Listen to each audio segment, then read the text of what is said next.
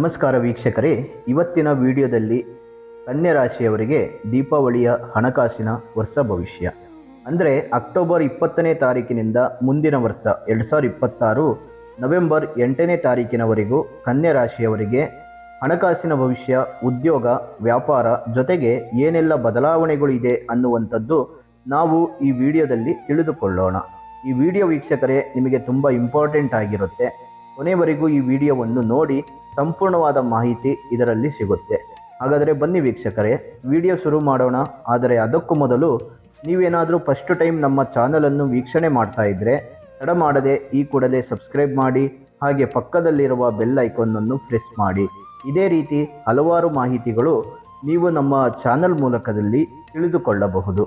ಇನ್ನು ವೀಕ್ಷಕರೇ, ದೀಪಾವಳಿ ಹಬ್ಬ ಬಂತು ಅಂದರೆ ಹಿಂದಿನ ವರ್ಷದ ಅಂದರೆ ಅಲ್ಲಿಂದ 12 ತಿಂಗಳು ಹಿಂದಿನ ಖಾತೆ ಹಣಕಾಸು ವ್ಯವಹಾರಗಳ ಲಾಭ ನಷ್ಟಗಳನ್ನು ಲೆಕ್ಕಾಚುಕ್ತ ಮಾಡಿ ಹೊಸ ಲೆಕ್ಕಾಚಾರದ ಪುಸ್ತಕ ತೆರೆಯುವ ಪರಿಪಾಠ ಕೆಲವು ಸಮುದಾಯಗಳಲ್ಲಿ ನಡೆಯುತ್ತವೆ. ಅದರಲ್ಲೂ ವ್ಯಾಪಾರಿಗಳು, ವರ್ತಕರು, ವ್ಯವಹಾರಸ್ಥರು ಈ ಕ್ರಮವನ್ನು ಅನುಸರಿಸುತ್ತಾರೆ.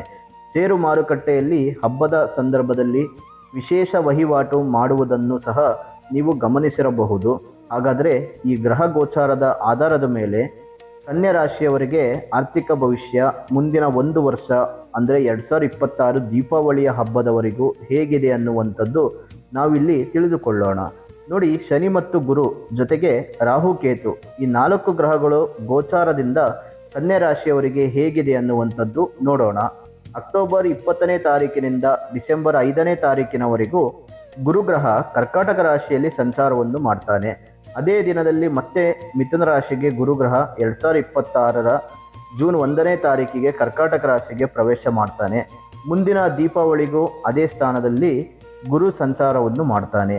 ಇನ್ನು ಅಕ್ಟೋಬರ್ 20ನೇ ತಾರೀಕಿನವರೆಗೂ ಮುಂದಿನ ದೀಪಾವಳಿಯವರೆಗೂ ಶನಿಗ್ರಹ ಮೀನರಾಶಿಯಲ್ಲಿ, ರಾಹು ಕುಂಭರಾಶಿಯಲ್ಲಿ ಹಾಗೂ ಕೇತುಗ್ರಹ ಸಿಂಹರಾಶಿಯಲ್ಲಿ ಸಂಚಾರವನ್ನು ಮಾಡ್ತಾರೆ.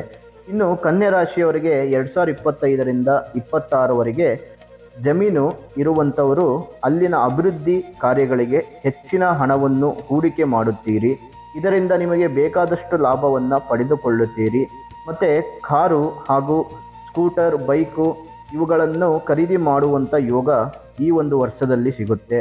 ಇನ್ನು ಕುಟುಂಬ ಸದಸ್ಯರ ಅಗತ್ಯಗಳಿಗೆ ಖರ್ಚು ಹೂಡಿಕೆ ಮಾಡಲಿದ್ದೀರಿ. ಹಣಕಾಸಿನ ಹರಿವು ನಿಧಾನವಾಗಿದೆ. ಈ ಒಂದು ಸಮಯದಲ್ಲಿ ಹಣಕಾಸು ಹರಿವು ನಿಧಾನವಾಗಿದೆ ಎಂಬ ಕಾರಣಕ್ಕೆ ವಿಳಂಬ ಆಗುತ್ತಾ ಬಂದಿದ್ದ ಕೆಲಸ ಕಾರ್ಯಗಳು ವೇಗವನ್ನು ಪಡೆಯಲಿವೆ.